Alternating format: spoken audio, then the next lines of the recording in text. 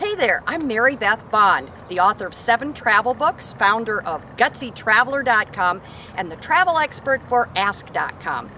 People ask me all the time, how do you deal with jet lag?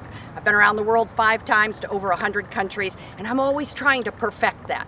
One thing I learned was to drink. No, you party animal, don't drink alcohol. Drink water. Carry a water bottle. Be sure to drink about 8 ounces of water every hour or 2 on the airplane, because the whole travel experience is very dehydrating, from the airport to the plane to hotels. The other thing you want to do is get as much rest as you can. You go, yeah, sure, cramped into a little seat in an airplane, but the best way to do that is to make sure that you're comfortable.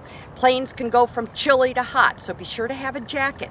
Carry one of those pillows, an eye shield so you can make it really dark, earplugs to take out the noise, and then, as tempting as it is to watch those movies all night long, take at least a 4 or 5 hour break if it's a real long flight. Take a sleeping aid if you need to, and get some rest.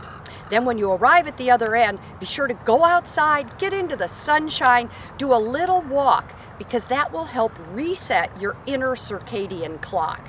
But I always find that the hardest night is the second night. Everyone tells me the same thing. The next morning at breakfast, anyone I'm with complains, I got up at 3 in the morning and never went back to sleep.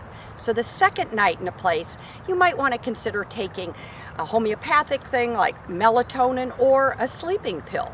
Speaking of homeopathic aids, I sometimes take no jet lag pills. They're little, I call them flower pills, and you take them before you get on the plane and on the plane, and it does help minimize the jet lag. And then the last thing would be just to have a great time. Happy travels from Mary Beth Bond, the Gutsy Traveler, and for further information, go to Ask.com.